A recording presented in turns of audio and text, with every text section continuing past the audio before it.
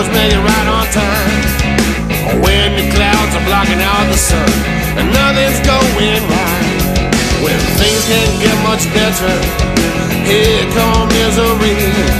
With a suitcase full of sadness, come and done stay with me. Well, I'm looking for a brighter day. I'm looking for a brighter day.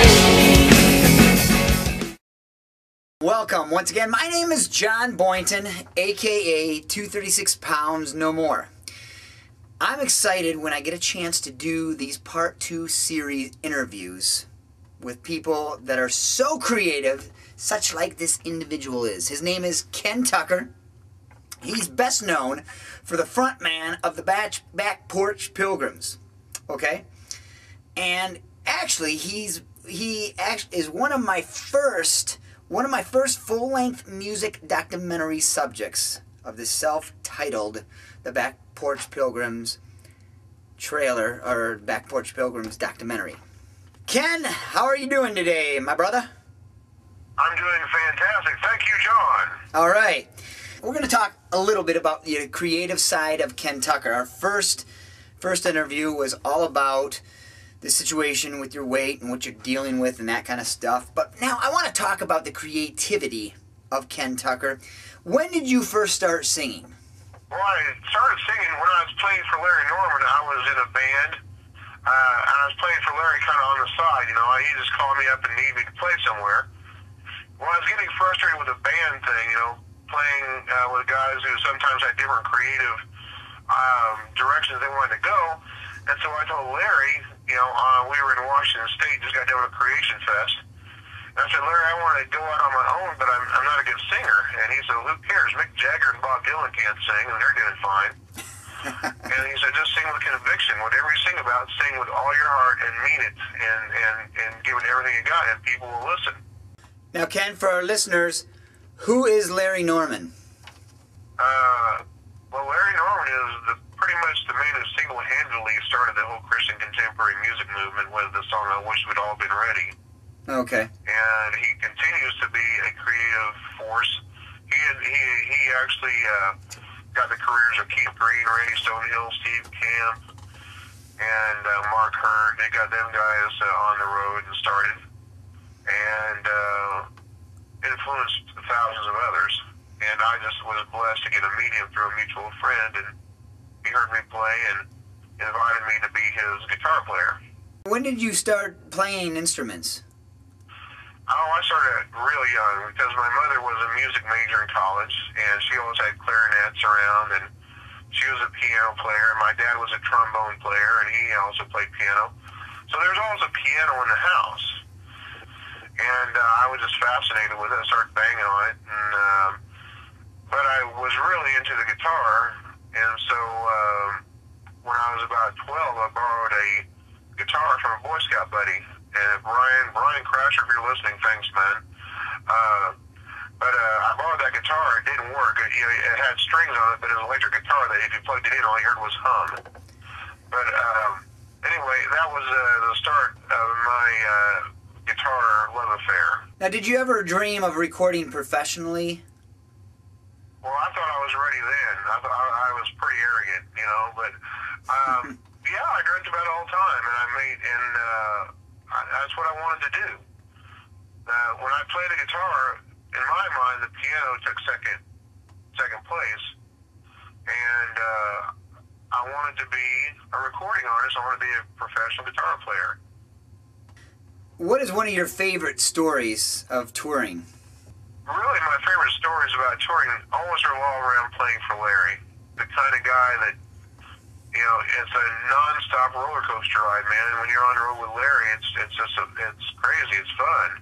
For your band, the band you were instrumental in starting, the Backporch Pilgrims, we're not going to go too much into that because people can just go to my site and see the trailer for the documentary, The Backporch Pilgrims. Yeah. We want to talk about your new album.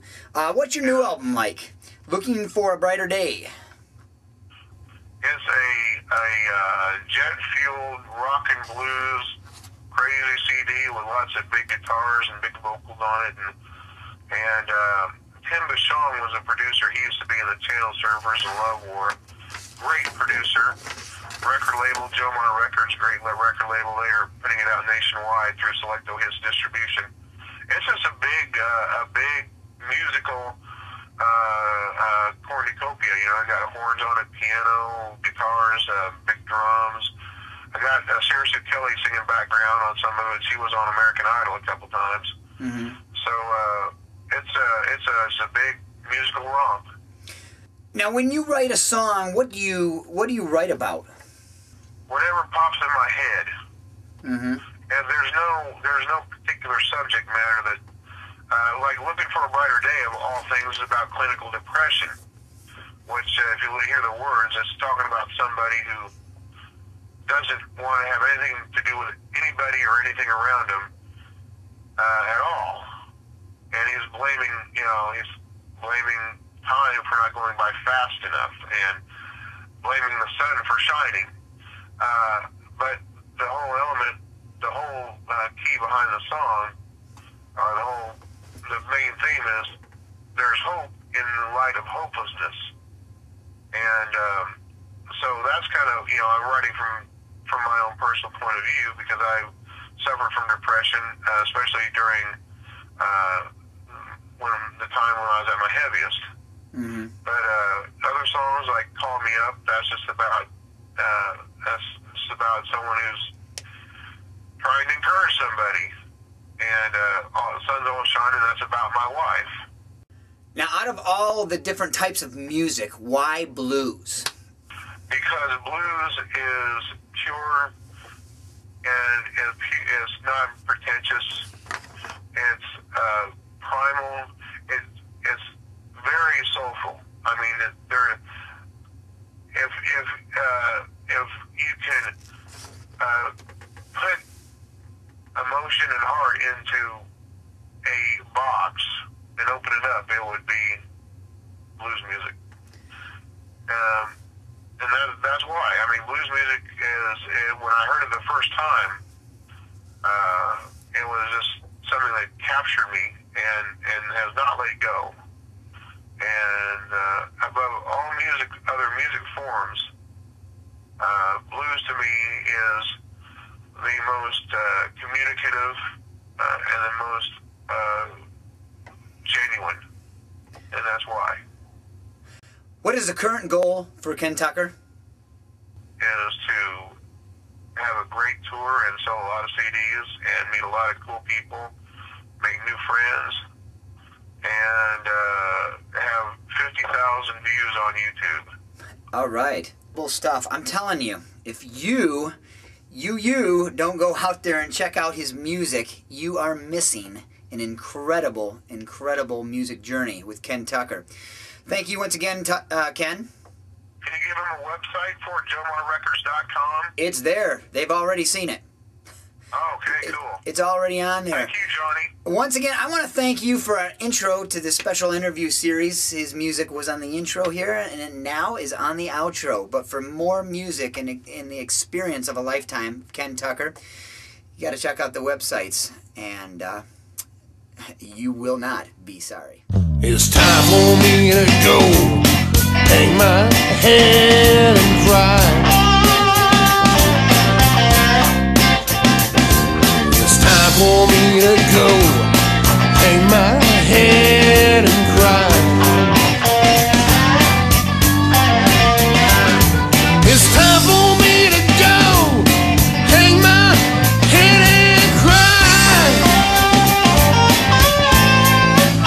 'Cause my baby, when he left me, she didn't even tell me why.